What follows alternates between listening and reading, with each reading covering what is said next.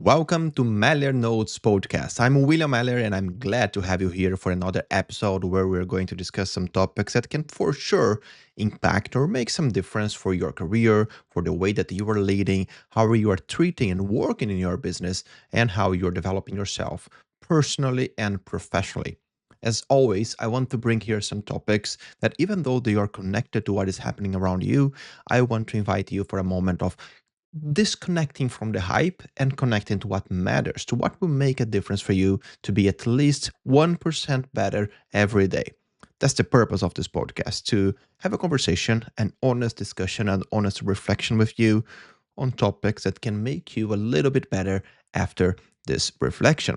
And today we are going to talk about three topics that they are very connected, very close to each other, talking about different generations, how the relationship between employees and employers is changing, and how this is going to create possibly a new way of working and a new way of contracting or having a relationship between the company who is hiring and the employee who is selling their hours, their knowledge to the company in exchange of the salary.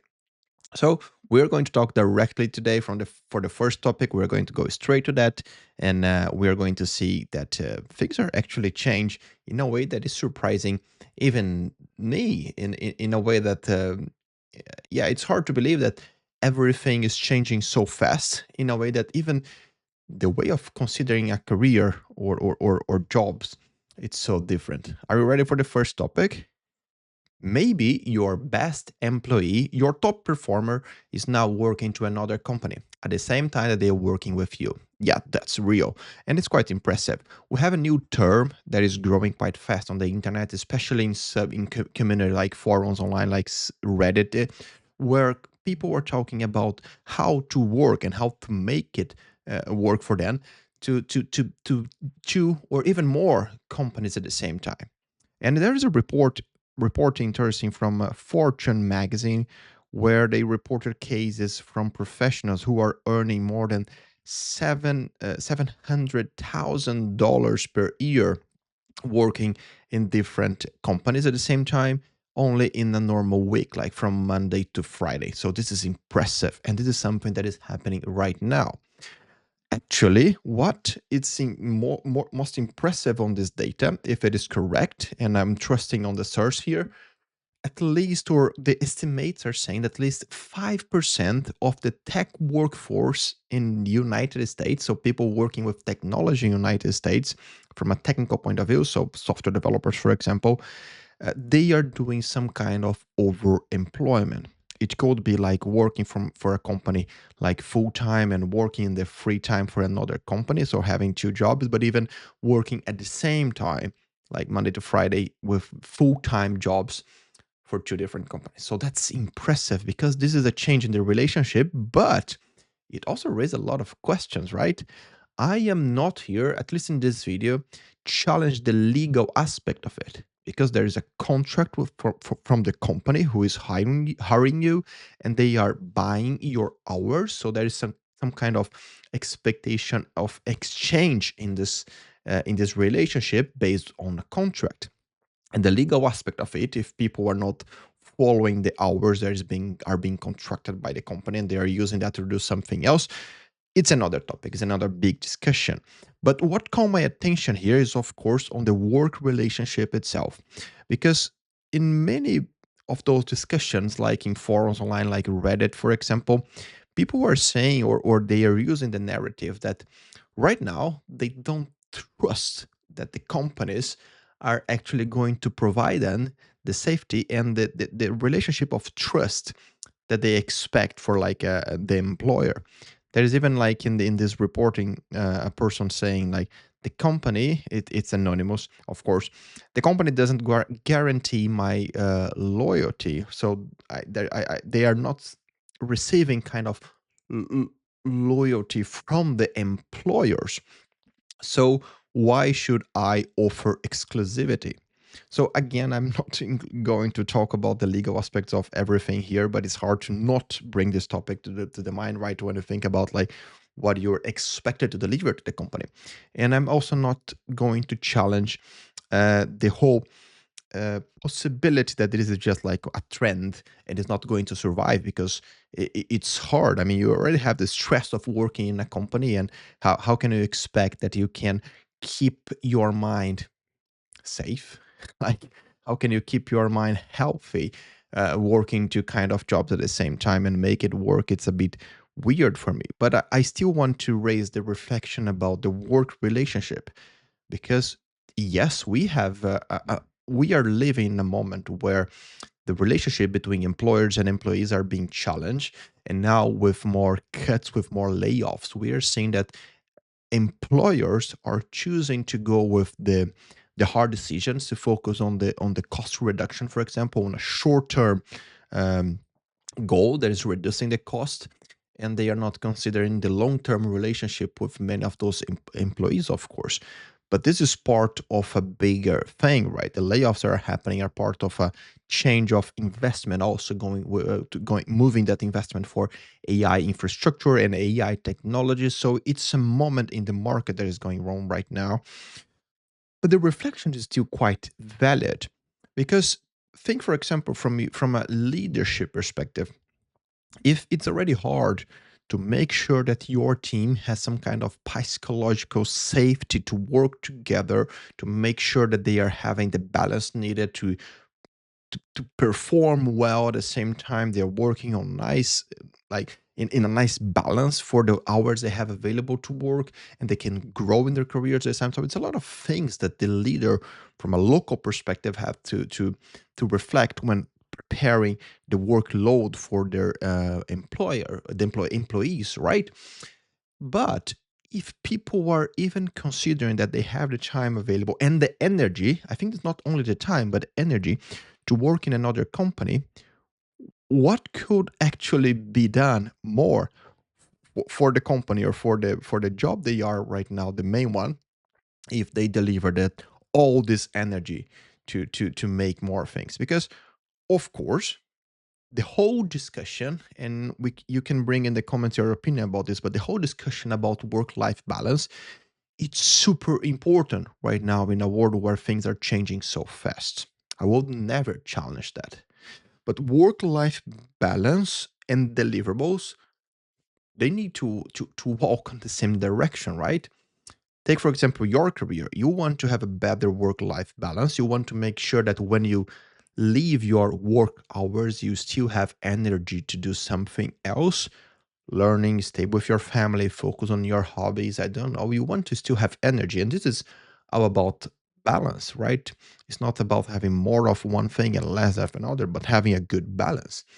But if people, especially on the tech environment that is so crowded right now with the challenges around, like as I said, layoffs and everything, and they still have energy to focus on something else, like other jobs, other companies, maybe we have a gap here that we need to discuss on how we can challenge the teams. I'm not talking about more work. I'm talking challenge in a way that they feel they're also progressing in a good way.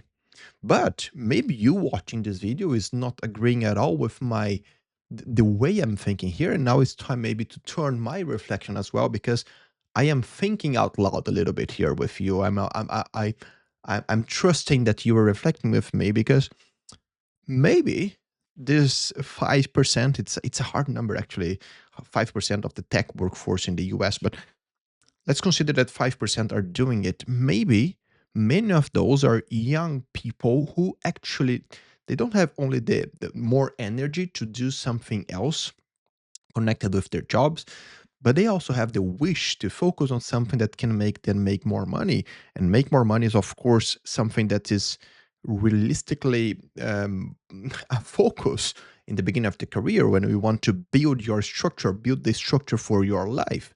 So maybe that is a way of seeing it.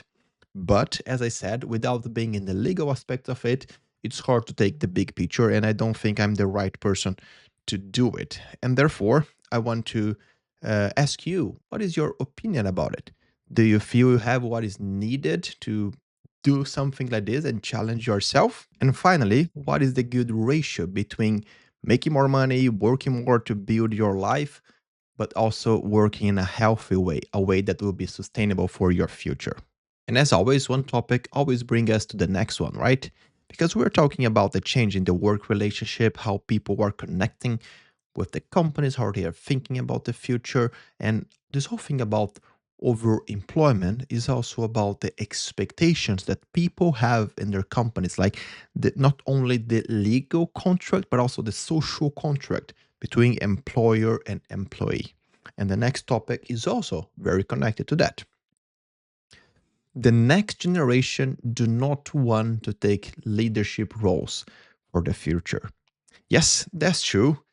Only 6% of the Generation Z wants a senior leadership role. That's a real data that we saw in a report from Fortune magazine in April of now, 2026, where only 6%, yeah, that's a real number, of the Gen Z are aspiring to have a senior leadership role for their career. So they're not thinking about that for their future. And the reason behind that is actually very connected to the whole narrative that we are seeing in the market right now, connected to all the layoffs and people losing their jobs, and even much more recently, due to the AI technologies, many middle management positions being cutted in many companies. Companies are giving the or using the narrative that AI can automate many kind of the data gathering and preparation of or connection between the top management with the operational teams, and this middle management position, they were being cutted or reduced in many companies.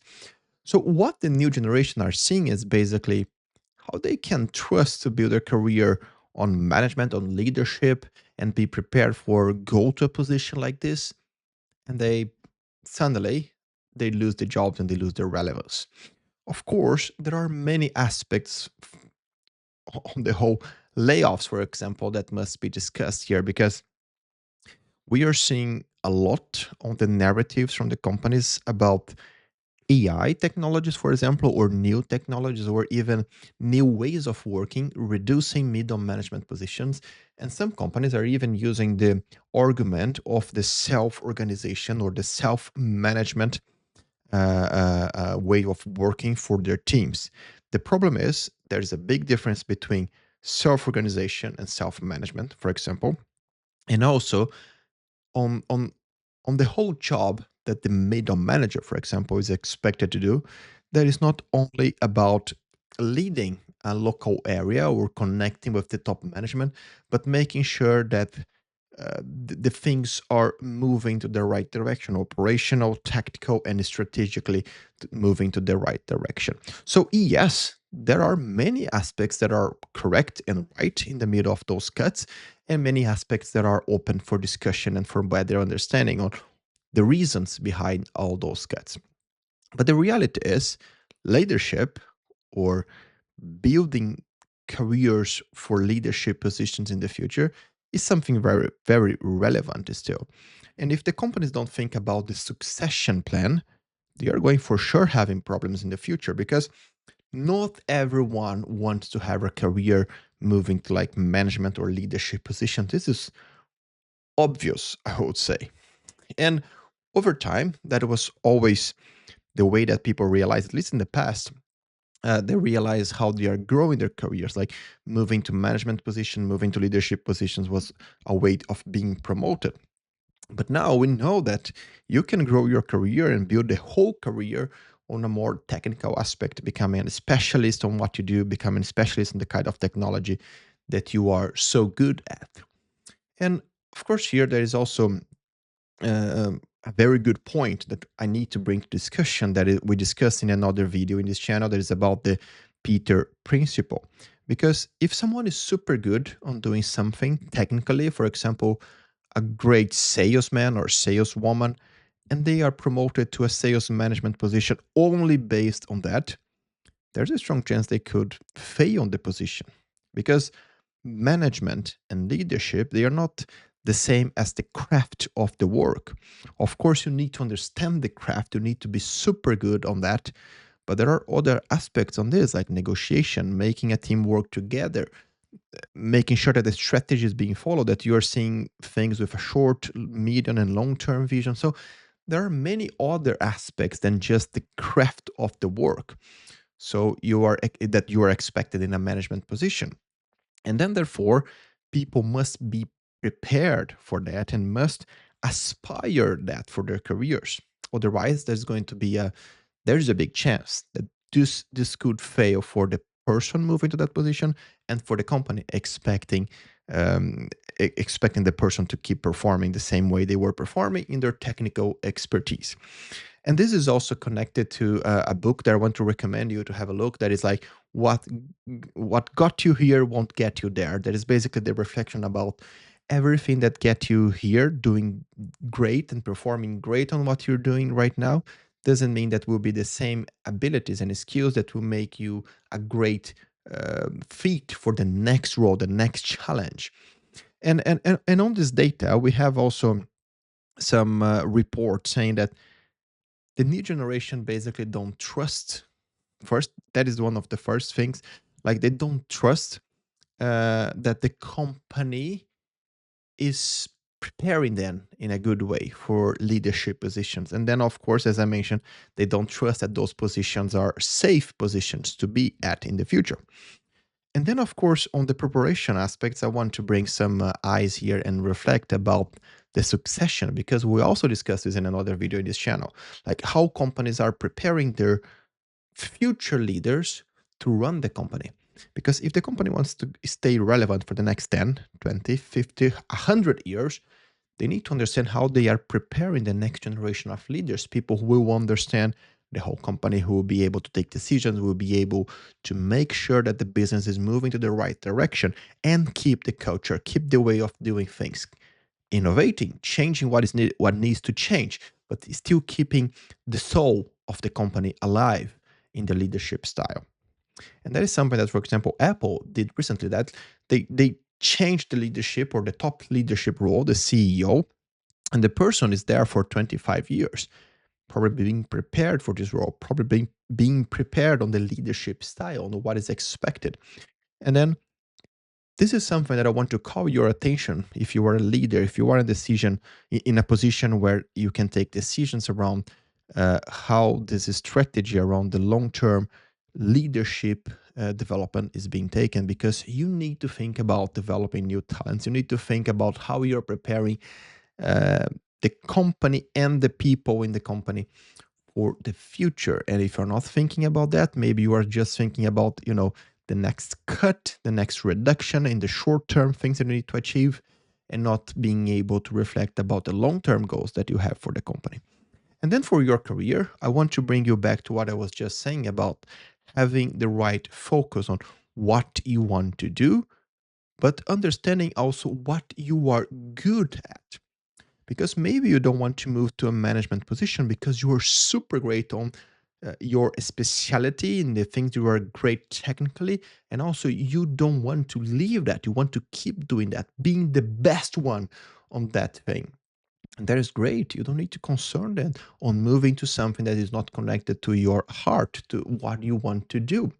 But if you think you have the right skills, the right mentality and mindset, and you want to take leadership roles, you want to have management responsibilities, think about also everything else that you need to develop that is not connected to the craft of your work, like the main technicality in front of you, but also everything else that will come with a management position. The negotiation aspect, the people development aspect, crucial part of it, the strategic thinking, the understanding of the business, the understanding of how everything operates together and connected. And think if that is something that will make your eyes shine, that will make you think like, okay, this is something that make my heart so connected. I'm so close to what I love to do if I move to those things. So be prepared and don't worry only about the short term movements in the market. Of course, you need to look what is happening. That's why, by the way, we have this podcast. That's why I'm creating so much content to help you to see what is happening around you without losing the long term vision about the things. Because those things like in the market, cutting positions, reducing here and there, changing the way we work, this has happened over the time. Even though it seems to be happening super fast right now, those kind of things happened before. And I'm here to help you reflect on this to see what is just a noisy, like making things appear worse than they are, and what is actually a movement that is making the companies in the market and the whole world work in a different way. And with that, as I like just a curiosity here, when I'm selecting the topics and thinking about what I'm going to bring here in this weekly conversation, I'm always trying to think what is the storyline of the topics, like how they are connecting, how they are walking together and giving you a message.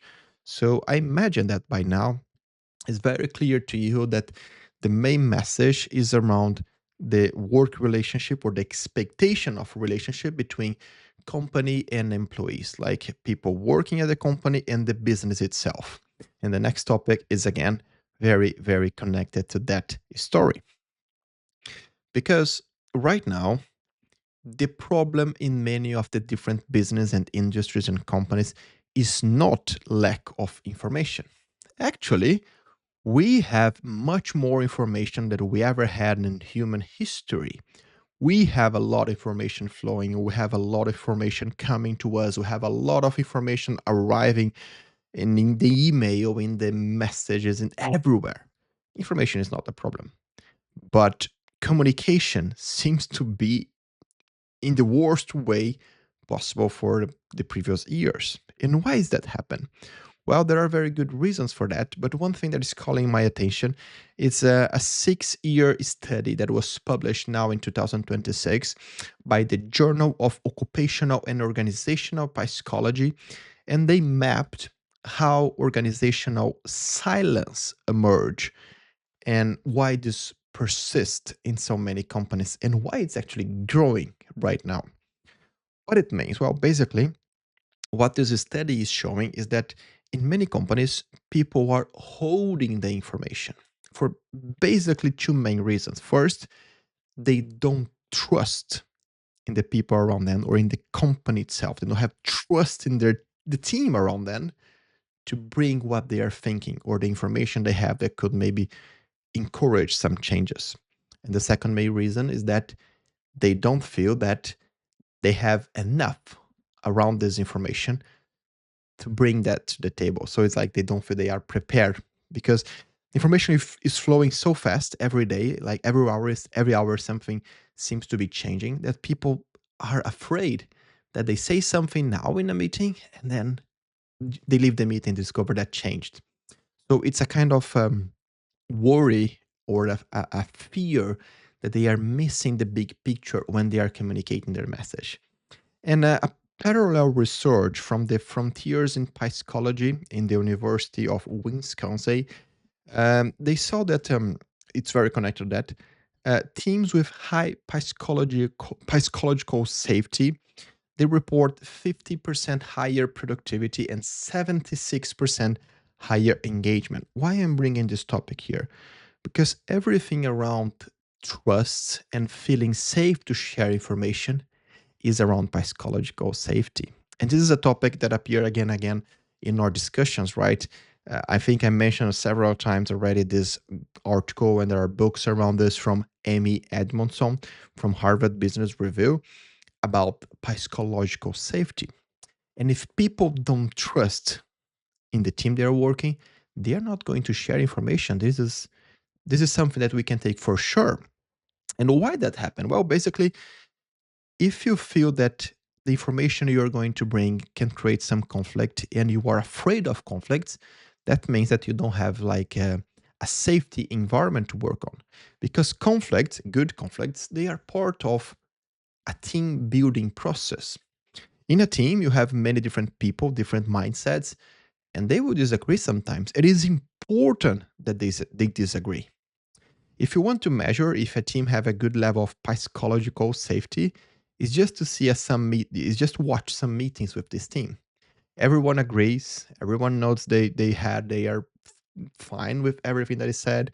Someone take a decision and no one challenge the decision. Someone say they are going to do this kind of movement for the product, for the strategy, whatever, and no one disagree, no one challenge. It's because people don't trust they can do that, and you know, rely on the discussion that is going to happen after they challenge that decision. This is something that I saw many times in my career, like working with good and bad team environments, let's say like this, and also coaching some teams about building the work relationship. I saw it like very clearly that when a team start to have some conflicts and start to discuss more between them, even though sometimes the discussion are, more energetic, the team start to building some trust. So this is part of building, I'm repeating myself, this is part of building a good team.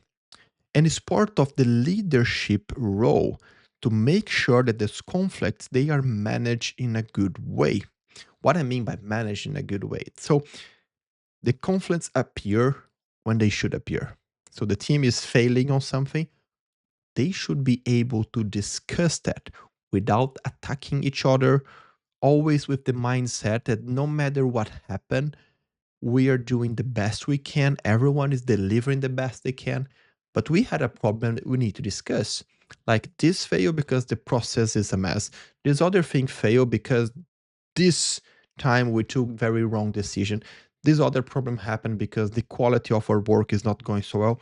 Those kind of discussions need to emerge, and the more they emerge, we go to this phase where the team start to storming information and discussing and have issues, and the conflict help to build an environment where people feel safe that they will bring a problem, a topic, whatever, any information, and that will be discussed in a mature way.